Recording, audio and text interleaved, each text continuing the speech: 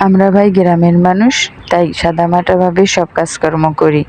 রুটি পিঠের কাই করা, গরুর মাংস রান্না করা, খাওয়া দাওয়া করা, এসবই থাকছে আজকের ব্লগে। আসসালামু আলাইকুম, কেমন আছেন সবাই? আশা করি সবাই ভালো আছেন। আলহামদুলিল্লাহ, আমরাও ভালো আছি। বেশ কিছুদিন ধরে আপনাদের ভাইয়া বলেছিল রুটি পিঠা আর গরুর মাংস খাবে, তাই আজকের পিঠা বানানো। এদিকে মা পিঠের কাই করে দিছে। আমি কিন্তু আমার শাশুড়ি মাকে মা বলিই ডাকি। আমাদের বাড়িতে পিঠে তৈরি করলে মাই কিন্তু সবসময় পিঠের কাই করে দেয়। মা পিঠের কাই করে দেওয়ার পর আমার ননদই কিন্তু সব পিঠেগুলো বেলে নিচ্ছে। আমাকে কিন্তু কিছুই করতে হয়নি। আজকের গরুর মাংস সব বাটা মশলা দিয়ে রান্না করব, তাই আমি সব মশলাগুলো সুন্দর মতো ধুয়ে কেটে নিচ্ছি। সব মশলা শিলপাটায় বেটে যে কোনো খাবার রান্না করলে সেই খাবারের স্বাদই কিন্তু আলাদা হয়। তাই আজ মা বলেছিল মশলা পাটায় বেটে রান্না করতে, তাই ফ্রিজ থেকে আজ আর কোনো মশলা নামানো হয়নি।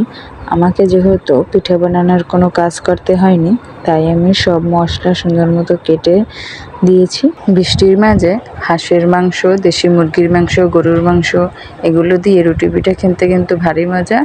আপনাদের কাছে কেমন লাগে অবশ্যই কমেন্ট করতে ভুলবেন না। আমাদের এদিকে আজকের আবহাওয়া কিন্তু তেমন ভালো ছিল না। কিছুক্ষণ রোদ, আবার কিছুক্ষণ বৃষ্টি, আবার কিছুক্ষণ মেঘ, এভাবেই ছিল সারাদিন। আমাকে যেহেতু পিঠা বানানোর কোনো কাজই করতে হয়নি, তাই আমি সব মশলা কেটে কোটে রাখার পর মাংসগুলোকে সুন্দর করে বেছে ধুয়ে নিচ্ছি। অনেকেই হয়তো বলবে যে এইটুকু মাংস কি হবে রান্না করলে। আসলে প্রথমে নামানো হয়েছিল তো কম হয়ে গেছে, পরে কিন্তু আবার বেশি করে নামিয়ে রান্না করা হয়েছে। সেটা আপনার রান্না করাটা দেখলেই বুঝতে পারবেন। সব কিছু গুছিয়ে নেওয়ার পর কিন্তু রান্না শুরু হয়ে গেছে। এই যে এক পাশে রুটি ভাজা হচ্ছে আর এক পাশে মাংস কষাই করা হচ্ছে। বেশ কিছুক্ষণ কষাই করে এখানে ঝোল দিয়ে দেব। আমার ননদ এক পাশে রুটি ভাজতেছিল আর এক পাশে আমার ভাগ্নি যে গোশ রান্না করতেছিল, আর আমি কিন্তু দাঁড়িয়ে দাঁড়িয়ে ভিডিও করতেছিলাম, আর কিছুই করতেছিলাম না। যতই দিন যাচ্ছে মাশাআল্লাহ আমার মেয়েটা একটু একটু করে বড় হচ্ছে, আর যেহেতু একটু একটু করে বড় হচ্ছে আর দুষ্টমিটাও একটু একটু বেড়ে যাচ্ছে। এদিকে কিন্তু মাংস কষাই করা হয়ে গেছে, এখন ঝোল দিয়ে দেওয়া হচ্ছে।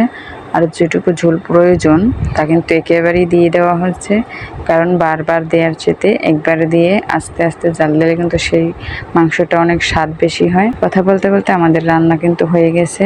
রান্না হওয়ার পর অল্প কিছু মাংস আমরা দুপুরে খাওয়ার জন্য উঠিয়ে নিয়েছি, আর বাকি মাংসগুলো কিন্তু চুলার উপরে বসিয়ে রেখেছি।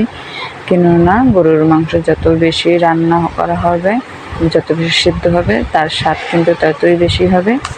এখন আমাদের খাওয়া দাওয়ার পর আমরা সবাই দুপুরে খেতে বসে পড়েছি। আজকের গরুর মাংসটা কিন্তু মাশাআল্লাহ অনেক বেশি স্বাদ হয়েছিল।